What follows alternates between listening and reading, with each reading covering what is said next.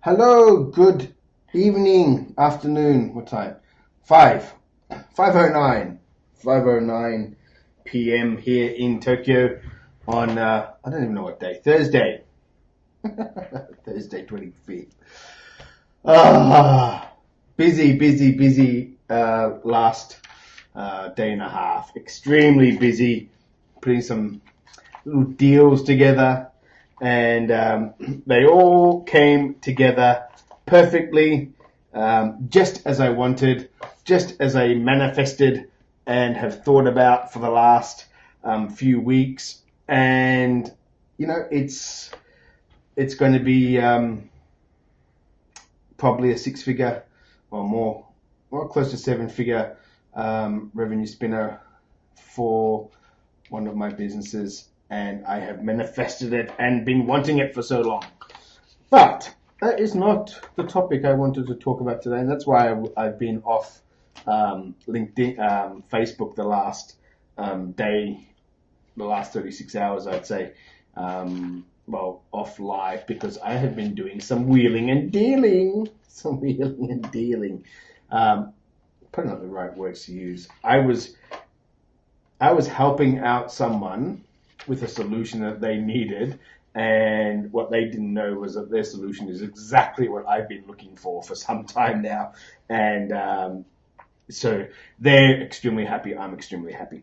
But what I want to talk about today was about going off contracts and doing those favors for our clients, because they say, I'll make it up to you next time, or I'll do this for you next time.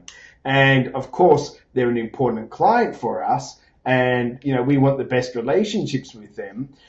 And what do? We tend to give them that favor. And in my experience, it has always come back to bite me on the butt. And I've got a big butt, so it's a big bite. And I have an example for you. So in my recruiting business, I was working with an advertising agency. You may know them. They have been responsible for Lexus around Asia and other parts of the world. They are part of a family of advertising agencies within the Publicis group. For those people that are in the advertising world, I mean, on Facebook we hear all these people, I've got an ad agency. Well, I deal with the real ad agencies. I know, so snobby of me, but I'm talking about WPP Group, Omnicom Group, Publicis Group, the Dentsu Aegis Network. I mean, these are the multi-billion dollar agencies that run the big boys, the Toyotas, the Lexus, the Nissans, all the telcos around the world. They have 140 offices around the world. They have hundreds of thousands of staff all around the world. They're the guys that I serviced. And one of these companies launched in Japan, and it was the third time that they had launched. It was the second time they had launched. What had happened, they had just recently, How I Mate starts agency. I love it, runs Facebook. Starts agency, yeah, exactly. I'm an ad agency guy. You're not an ad agency guy. You're in your pajamas selling Facebook ads. I mean, okay, fair enough. Anyway, so I was helping out a company. It is world famous. It's one of the big boy names. If you know anything about the agency, it's one of these. I'm not going to say which one, but it's one of these. Leo Burnett, Saatchi, MC Saatchi, Ogilvy Mather, JWT. It's one of those. J. Walter Thompson, if you know JWT. So it's one of them, and they were launching their office here in Japan. Now, Japan is a huge market for agencies. It's huge, because the Japanese have a shitload of money, and the media in Japan is extremely expensive. So ad agencies, they will have, all of the big boys will have operations here in Japan. It's usually their second largest ad market, okay? If you didn't know that, outside of America.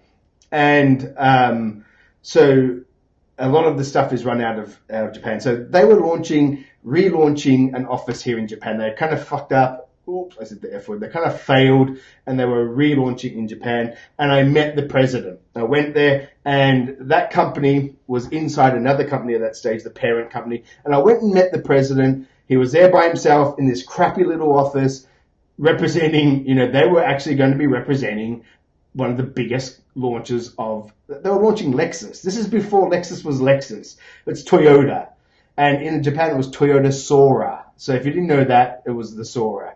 I know. So I caught myself at the last. I was going to say fail, but then I said F, and then I went back. So I went out and saw him. And they wanted to launch, and they wanted to find someone that could help them launch the brand across Asia, across Japan, across China, across Northern Asia. They wanted to find someone extremely, extremely bilingual, and they wanted to find someone who was bicultural and could run these mega accounts across the network. And that's my job. That's what I was doing. I was finding these companies, their key people. I'm not doing staff, a cook I'm doing the executives and the directors of the biggest advertising agencies in the world. So I said, yep, I can find that guy. I've got someone in mind. Contact this guy. He was actually just finished an MBA.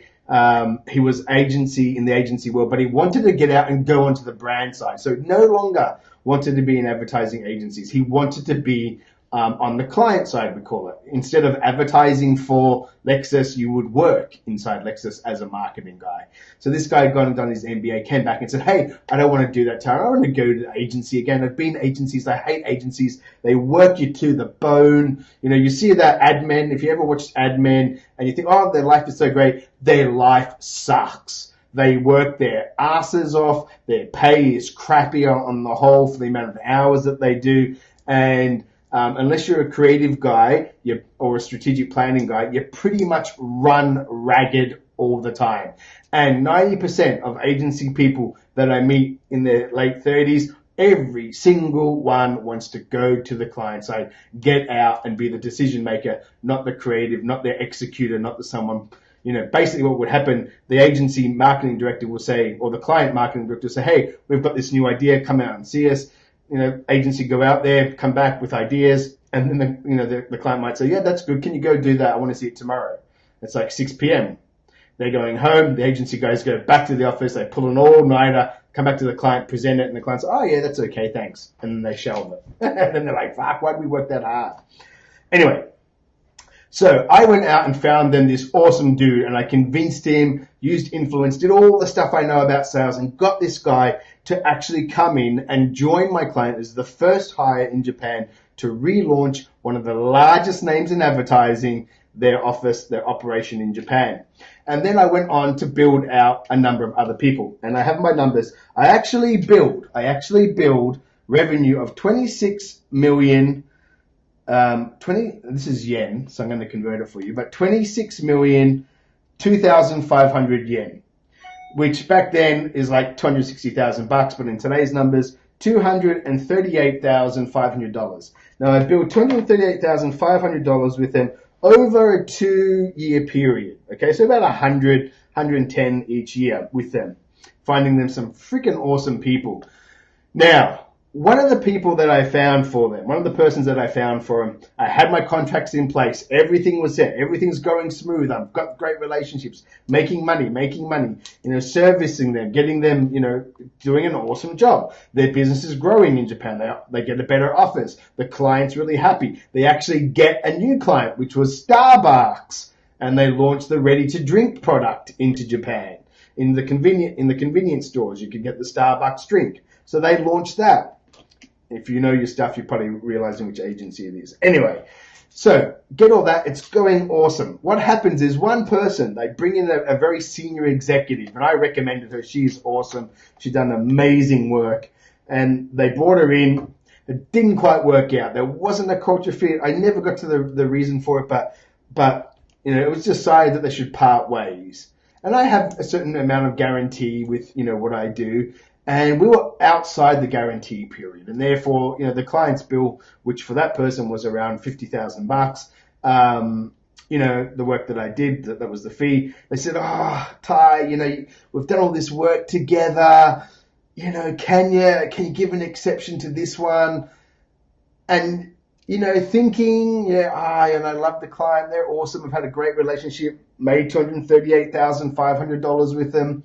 Why not? Why not just, give them a pass that time, evoke the, back then there was a certain refund amount, I think 20 grand back or something, and then dig in to find them another key executive to help with their business. Anyway, I do that. The president leaves the company. The president leaves the company. And I learned two valuable lessons in this one, guys. The agency was still small in Japan. Their operation was a kind of more of an execution center. Not all the development stuff went on in the US and they would execute here in Japan. So they weren't a huge organization. They were a small organization even after I worked with them. But the president left and he was my window into the agency. He was my window into the agency. And from February 2000, so I'd made placements from 2004 to February 2007 was the last one, and he left just after that point. Now, stupidly, I did this favor, and he said, "Hey, we'll do this with you next. We'll do this. We'll give you some retainers. We'll give you blah, blah, blah. So, thanks for that." Well, he left. New guy comes in. Of course, what happens when a new guy comes into an organization? They've got all their people. They've got all their preferred vendors. They've got all the history with other people. The guy had no idea the amount of work. I was the one person that when they were started, I helped found their company with the key people. I put in key people that they had one of the best teams in Tokyo in the ad business. They won some of the best clients off the people that I knew and I'd networked with, I'd built relationships with. And this new guy came in and he didn't know me from a bar of soap. I couldn't even get a meeting with him. It was that bad. And from 2007, February onwards, I made $0 with them. Zero. Not a lick. So in 2 years and 1 month, $238,500. And then from February 2007, nothing. Nothing ever again from them.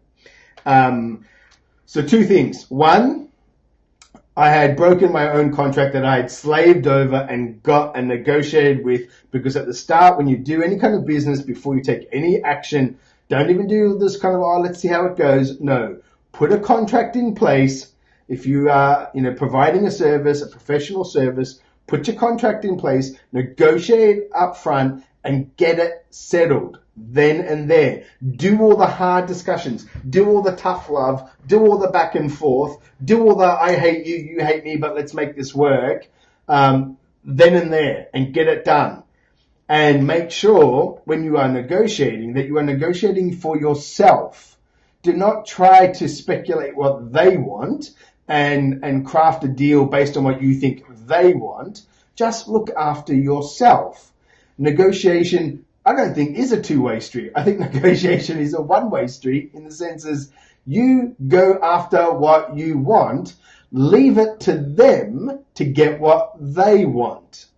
All right, does that make sense? A lot of people don't get that. They talk about this win-win. When I go into negotiations, I try to go for a win-win. It's so lame. It's like cliched 1985. Like, come on, grow the F up, people. When you go into a negotiation, go after what you want. Do not try to second guess what they want. Usually it's wrong. Don't assume what they want is what you think they want. It's wrong. Let them negotiate for themselves. All right? Don't worry. You go after everything you want in your negotiation. Everything you want in your contract, in your service agreement, you go after. And let them negotiate what they want. And you can respond to that. But don't try to guess and say, okay, if we go in with this offering and we give this to them, we give that to them, blah, blah, blah, blah, blah, they should accept. That's such a wrong way to think. Think what you want, how you want to run it, and then you start the negotiation. And once that's signed up, then you follow that negotiation, you follow the contract. Because like that situation where I I broke my own contract and I gave them a pass on something that we had already spent. And actually that clause was one that was a pain point, and we went back and forth, and I finally got to the final kind of write-up and said, okay, are you completely happy with this? And they were satisfied, and he signed, their company signed, it went all the way to headquarters, so everything was done. And then I went around and I screwed the pooch. I did it to myself. I just didn't follow my contract. Now, the second really, really important lesson that I learned was multiple windows into an organization, especially if it's a small, mid-size, well, even small size, well, every organization. But if it's a mid-size organization to large-size enterprise, then you must, guys, get multiple entry points, multiple windows into the organization. Now, it sounds so simple, but when you start a negotiation, and especially in a B2B setting, maybe at the end you're dealing with one person and he's making all the decisions or she's making all the decisions. But decisions are generally made on average around 5.2 people. This is one of the studies I read. Are making a decision in a B2B scale, in a B2B setting. So what it means is, guys, when you are entering into these relationships with small, mid-size, large-size enterprises, and you've got a great window into the organization through someone, and you start to deliver your services, you start to sell your products, you start to deliver on your program, whatever it is, and it's going great, use that exact moment to matrix your connections. So what I mean is, get your key guy to start to introduce you to other key line managers, executives, C-level people, whoever it may be. But absolutely make it your mission. After a couple of months of really good success with them, and your client contact is really happy and it's cruising along, make sure you get them to introduce you to multiple people, because what's going to happen is that person will leave that organization. Every relationship ends. That person's relationship with their company, your relationship with them is going to end. This is a really good point that I can't remember his surname. I always step up, but David, he's a coach. He talks about this. Every single relationship ends, whether through trauma, tragedy, or just normal ending, the normal, twos and throws of a relationship. But the key is getting a window, getting another window into an organization, because trust me, it's going to end. Your relationship with that person is going to end. And if you don't have already multiple people that you can fall back on in an organization, you're going to find yourself high and dry, and rebuilding a relationship like it's a brand new one. And it doesn't matter how many case studies and how you can say, hey, look, I did this for your organization already. I did this, I did this, I did this. That new person, they just don't care, because they had nothing emotionally attached to it. There's no visceral feeling for them. There's no relationship. There's no rapport. None of that is in place. So what it means is that when your contact leaves and you don't have a multiple window into an organization, you're going to get screwed. And it happened to me twice in a row. It took me 2 times to learn this, and one of them was with a bank, and actually the guy's in this group. He's a client in Japan, fantastic guy, and I did a lot of work for him, and we made a couple $100,000 in billings with his company. He left the organization. The year after, I think I did like $26,000. For $200,000 in a year to $26,000. And it was because I knew nobody in the organization. I really didn't use that time to go deeper into that organization, get the door open, get those connections with some of those key people, other key people that I did have minor interaction with, but I absolutely, I messed up big time. And then after that point, I really never allowed myself to be in that situation again. Certainly when I was dealing with mid-sized to large-sized enterprises, and doing B2B, selling B2B services, then I ensured that once I got in, once I delivered on a program, was getting success, I would make it an absolute goal to get at least 2 more people, and I tried for 3 in every organization. So it meant that I had double redundancy. If this guy left, could go to the next person, could go to the next person.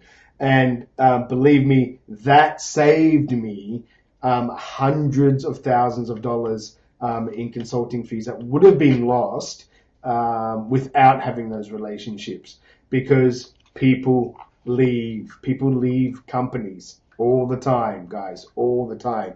So be very careful that if you are starting in your business, if you are new to business, maybe you've just got out of a company, but now you're starting your own solopreneur or entrepreneurial venture, or even if you're in a larger organization, that those are the 2 things that have cost me hundreds of thousands of dollars, if not millions, and some of the things that have actually made me then maybe 7 figures. And that is, 1, negotiate at the start, get all the hard stuff done, and then stick by your contract. Do not alter, do not waver, have those horrible conversations, but stick with it. And number 2, when you do favors for a client, just remember that that person may not be there a week later to deliver on the promises that they give you.